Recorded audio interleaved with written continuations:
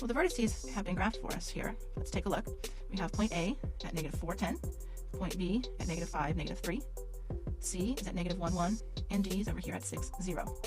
What we need to do is to show if we have a trapezoid, and then we'll have to determine if it is isosceles. So the first thing to determine whether we have a trapezoid is to take a look at the figure, and we need to see if two of the sides, a pair of sides, is parallel. And it would appear from the figure that BC is parallel to side AD. So we need to show that, though, using our slope formula. We also need to show that side AB is not parallel to side CD, because in a trapezoid we have only one pair of opposite sides that are parallel. So let's start by finding slope. We have to find the slope of each of those four sides, and we'll start with side AB. So we're looking at this side right here, AB. Okay, so we need to find the difference in the y values. So we have negative 10 minus negative 3. And in the denominator, we take the difference in the x values, so negative 4 minus negative 5.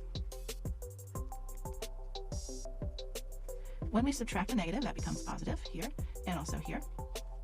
So now when we simplify that, we have negative 10 plus 3 is negative 7, and negative 4 plus 5 is 1, so that simplifies to negative 7. So the slope of side AB is negative 7. So now let's look at the side opposite, which is CD, and hopefully we'll see that the slope is not the same, because they don't appear to be parallel. So side CD, and we're going to do that the same way. We're going to take the difference in the y values, so that's going to be 1 minus 0, and in the denominator, difference in the x is negative 1 minus 6. When we simplify here, 1 minus 0 is 1, in the denominator, this is going to be negative 7. So we have a slope of negative 1/7 for side CD, a slope of negative 7 for side AB, so since those slopes are not the same, then those two sides are not parallel. So AB is not parallel to side CD. Well, the two sides that appear to be parallel are BC and AD. So now let's find those slopes. And we'll start with side BC. So the slope of BC, again, we take the difference in the y values for a numerator. So that's going to be 1 minus negative 3. And in the denominator, the difference in the x is negative 1 minus negative 5. When we subtract a negative, that becomes positive, and here as well. So we'll simplify. So 1 plus 3 is 4. Negative 1 plus 5 is also 4, and that reduces to 1. So now we have the slope of BC is 1. Now we're going to find the slope of the fourth side, which is AD, and we'll see if that is the same as the slope of BC. So the slope of side AD, exact same formula.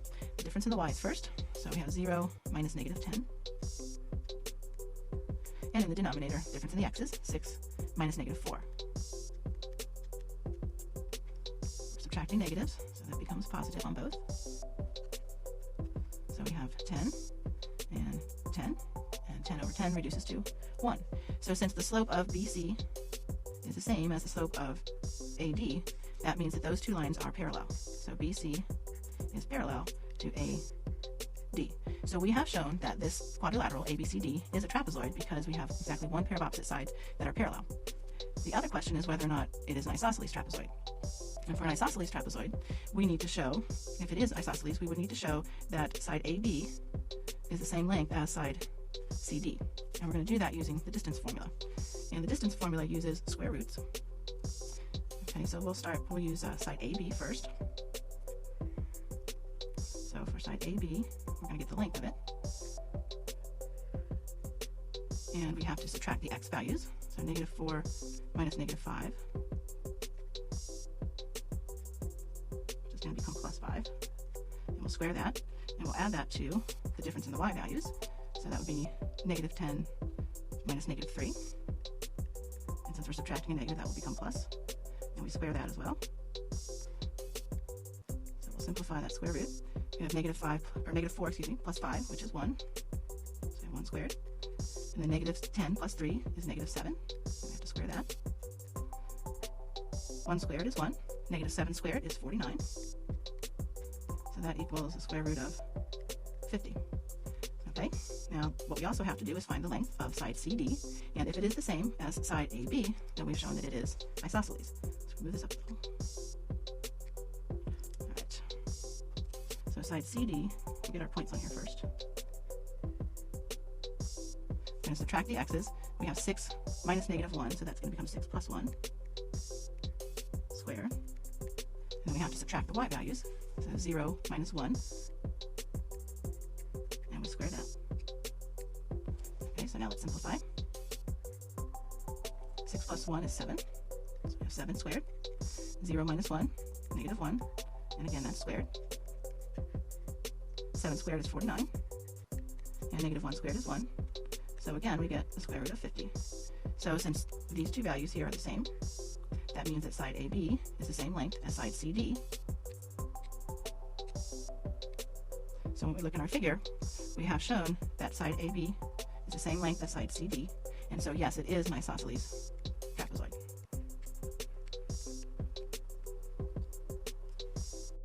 Value of x.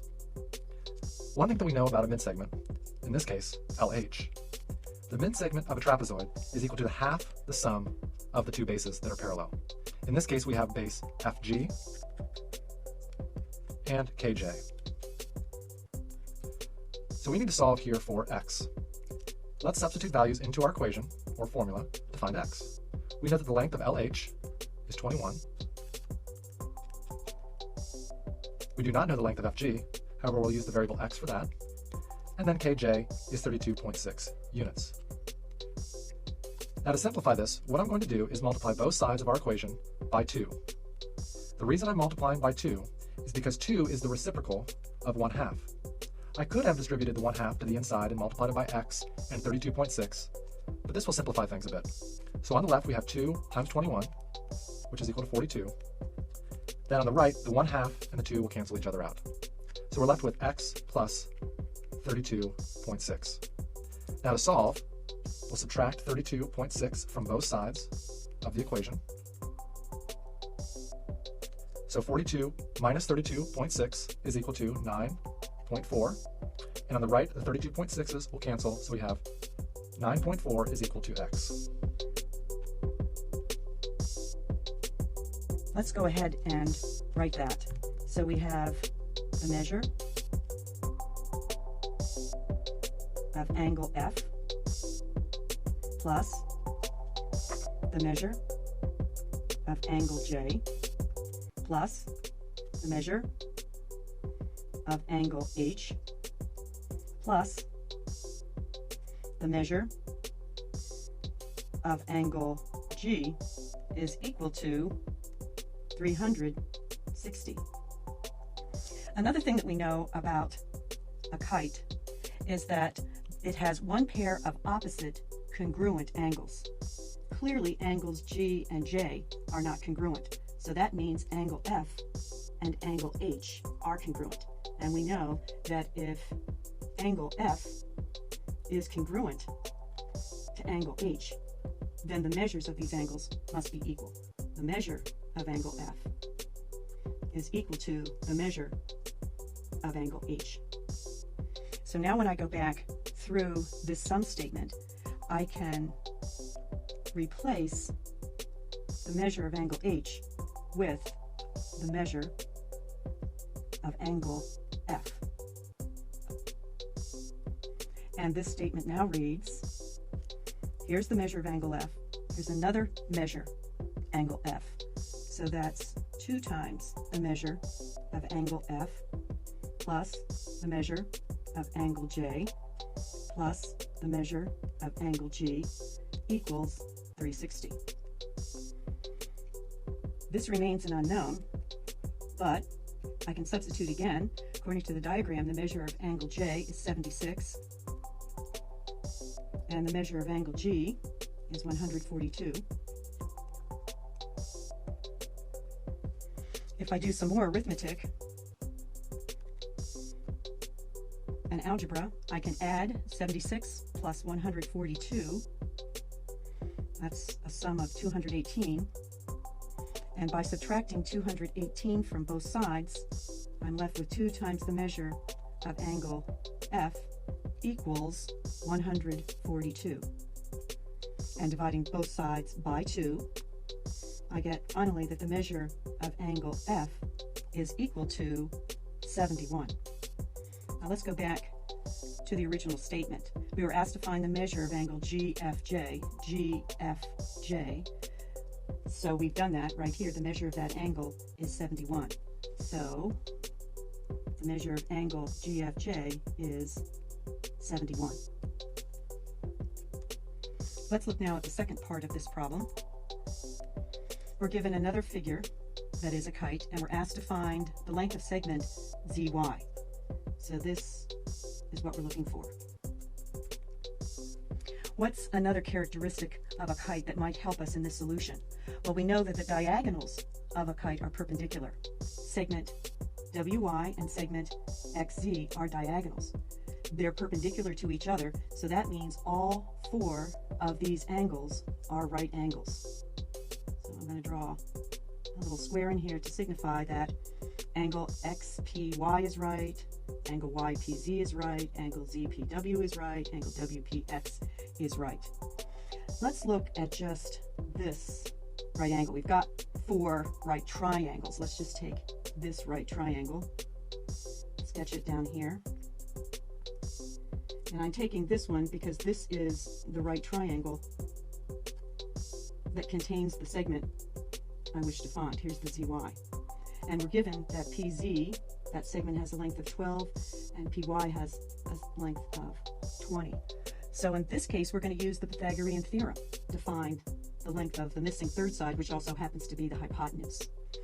We remember that the Pythagorean theorem says that the sum of the squares of the lengths of the legs of a right triangle is equal to the square of the length of the hypotenuse.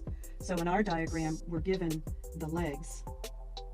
So if we want to use the vertices that were given in the diagram, if we consider this leg A, then it would be PZ, the length of that segment squared, plus the other leg is PY, the length of that segment squared, and that's equal to the length of the hypotenuse squared, which in our diagram is ZY. I'm going to substitute now. PZ is 12, PY is 20,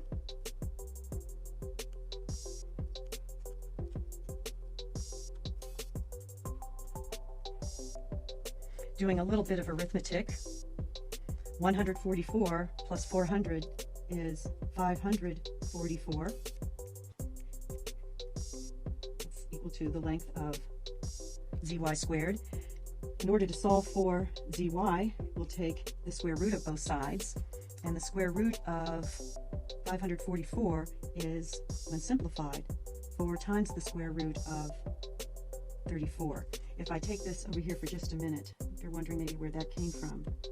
I can rewrite the square root of 544 as the square root of 16 times the square root of 34.